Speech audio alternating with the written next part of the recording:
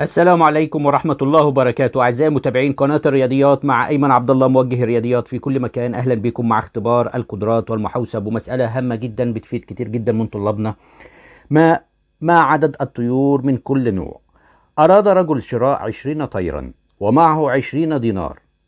سعر البطة 4 دينار، والحمامة نصف دينار، والعصفور ربع دينار. ما عدد الطيور من كل نوع بشرط شراء الثلاثة أنواع معا، البطة والحمامة والعصفور؟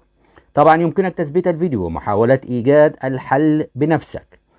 على بركة الله هنبدأ مع بعض عرض الفكرة وعرض الطريقة، لكن الرجاء اللي بيشوفنا لأول مرة يشترك في القناة ويفعل زر الجرس ليصله كل جديد لدينا إن شاء الرحمن. وبنوهني في قوائم التشغيل في مجلد بعنوان أساسيات القدرات، يحتوي على هذه النوعية ونوعيات أخرى كثيرة تفيد كثير جدا من طلابنا في جميع المراحل التعليمية في شتى البلدان العربية والجاليات العربية الموجودة في جميع أنحاء العالم. نتمنى لهم التوفيق والسداد إن شاء الرحمن.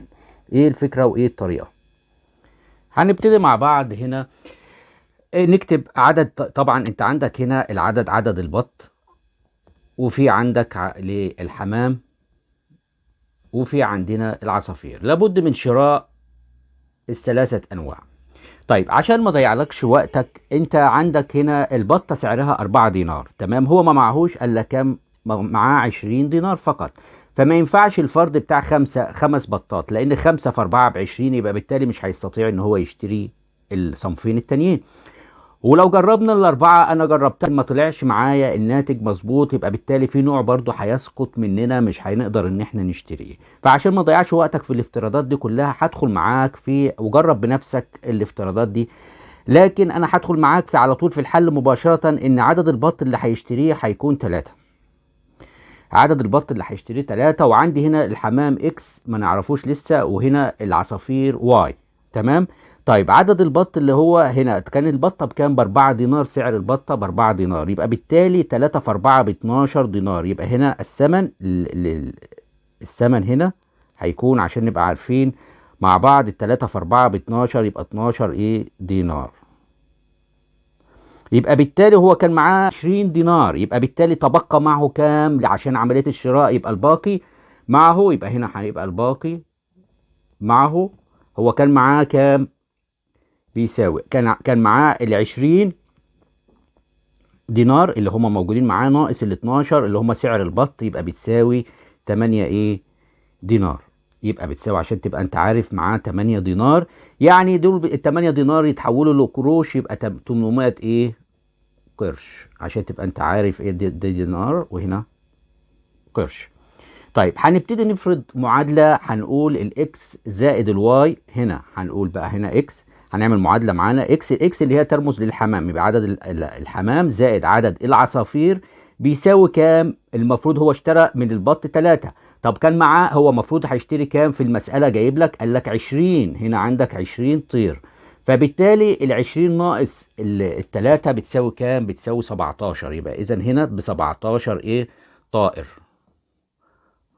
تمام. اللي بتمثل الحمام والعصافير مع بعض، مجموعين مع بعض.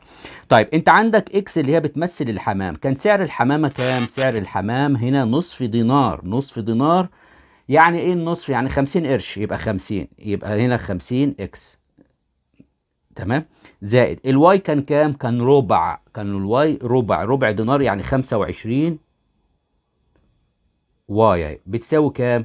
احنا متفقين ان الباقي معاه هيكون كام بقى؟ هنا 800، يبقى بتساوي 800 ده الباقي مع، عشان عملية الشراء. هنبتدي ان احنا نختصر ونعمل اختصاراتنا عشان نظبط الامور مع بعض. قبل عملية الاختصار، لو احنا نظرنا لهذه المعادلة الاولى دي، احنا ممكن نجيب منها واي بتساوي ايه؟ واي بتساوي هنا 17 ناقص الاكس. جميل جدا. طيب هنعوض عن الكلام ده في المعادلة اللي موجودة معايا هنا. المعادلة دي هنبتدي نعوض عنها. طيب انت عندك هنا 50 اكس بتتكتب زي ما هي، مفيش اي مشكلة، زائد 25 موجودة معانا 25. الواي هتعوض عنها بكام؟ ب17 ناقص الاكس. دي بتساوي كام؟ بتساوي 800 اللي هي موجودة معانا. طيب احنا هنا في اولويه بتكون ما بداخل الاقواس الاول، يبقى ال 25 هتتضرب في ال 17، يعني ال 50 اكس هنا ما فيش اي مشاكل، بتتكتب كما هي، زائد ال 25 لما تضربها في 17 هيدي لك 25. 425 ناقص 25 في اكس يبقى 25 اكس، دي بتساوي طبعا ال 800. طيب انت عندك هنا في اختصارات لابد ان انت هتقسم على كام.